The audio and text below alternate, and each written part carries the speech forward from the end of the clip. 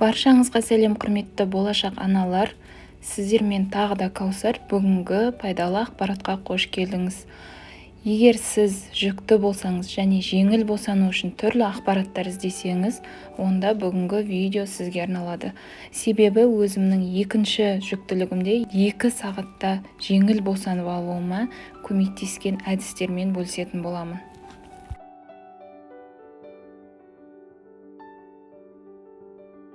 Сіздерге берер ең бірінші кеңесім стресстен арылыңыз.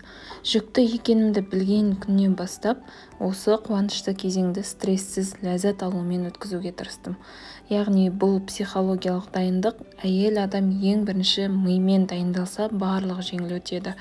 Барынша жақсы нәрселерді ойлап, негативтен аулақ болу керек. Мен үшін жеңіл босануыма көмектескен әдістердің ең ұлысы бұл сенім. Яғни жүктілік кезінде оқыған дұғаларым, намаздарым, оқыған Құран аяттары осының барлығы толғақ кезінде көз алдымнан өткендей болды. Менде толғақ басталғанда арасы 2-3 минуттан бірден басталып кетті және ауырсыну сезімі бірінші баламды толғатқандай қиын болған жоқ. Әрине, кейбір әйелдерге медитация көмектесіп жатады, кейбіреуіне йога көмектесіп жатады.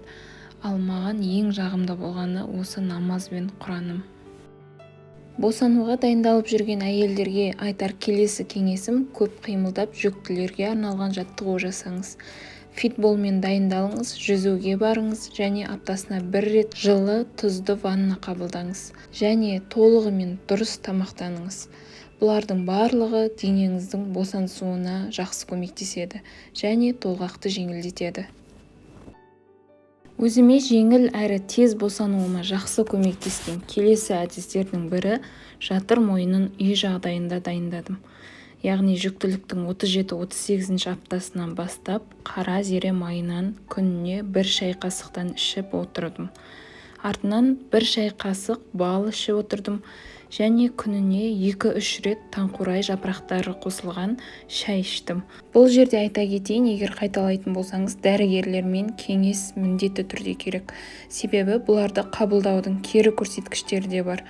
Мен сіздерге қабылдаңыз демеймін, бірақ өзіме толғақ кезде жатыр мойнын тез ашылуына және 2-ақ сағатта толғатып тез босанып алуыма осы әдістерде септігін тигізді деп ойлаймын.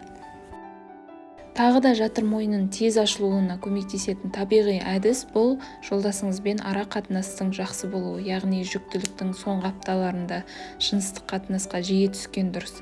Себебі ер адамның ұрығындағы простагландиндер әйелдің жатырын жұмсартып қана қоймай, жыныс, жамбас бұлшықеттерін босануға дайындайды. Сіздерге ең маңызды әдістерді айтып кеттім. Бұл әдістер менің өзіме көмектескен және тез босануға себеп болған әдістер. Өз тәжірибемде алғашқы босануым мен екінші босануымды салыстырып көрсетсем. 2021 жылы алғашқы босануымда өте қатты қиналған болатынмын. Бір жағынан стресс болдым, екіншіден баланың салмағы үлкен болды. Бірақ толғақ кезінде өз-өзімді ұстап, барынша жеңілдетуге тырыстым. Себебі босануға дайындалып барған болатынмын. Және босану процесі кезінде әрине қатты қиналғаным бар. Бір жағынан алғашқы босану және баланың салмағы 4 килограммнан асқандықтан босанғаннан кейінгі қалыпқа келуім де қиын болды.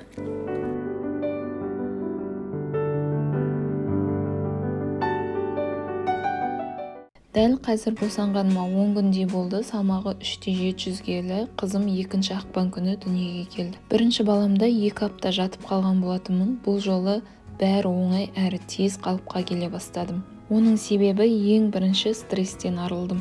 Жүкті екенімді білген күннен бастап осы қуанышты кезеңді стрессіз ләззат алумен өткізуге тырыстым.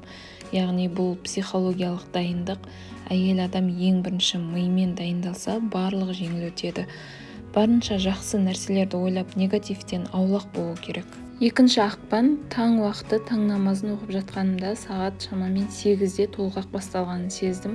Қайта-қайта аятул курси оқып, намазымды оқып болғаннан кейін үйде фитболмен толғақ кезде жасалатын жаттығуларды жасап, жатыр мойнын ашылуына үй жағдайында көмектестім.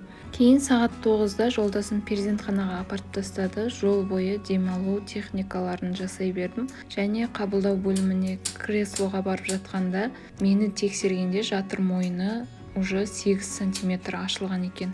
Бірақ толғақтың ауырсыну сезімі 2-3 сантиметр ашылғандай жеңіл болды. Себебі бірінші баламда жатыр мойны 8 сантиметр ашылған кезде айқайға салынып, паника болып, толғаққа беріліп кеткен едім. Кейін дәрігерлер кіреберісте көп ұстамай, бірден каталкаға жатқызып, родзалға көтерді және родзалға көтерілгеннен кейін телефонмен жақындармен сөйлесіп, 1-2 рет толғатқаннан кейін күшеншек басталды. Жарты сағат ішінде қызымды босанып алдым. Басында айтып кеткенімдей, толғақ басталса бірден позитив ойлаңыз. Мысалы, бала дүниеге келгеннен кейінгі тәтті сәбимен көрісетініңізді, оны иіскеп, күтімін жасап, киімдерін кигізетін бақытты сәттеріңізді ойлаңыз. Алланың қалауымен бәрі жеңіл өтеді.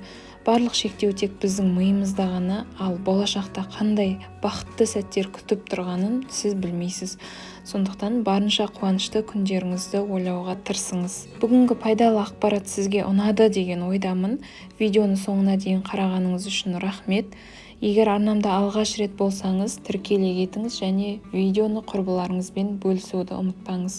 Сіздермен әзірге қоштасамын. Келесі видеоға дейін амандықта жүздескенше.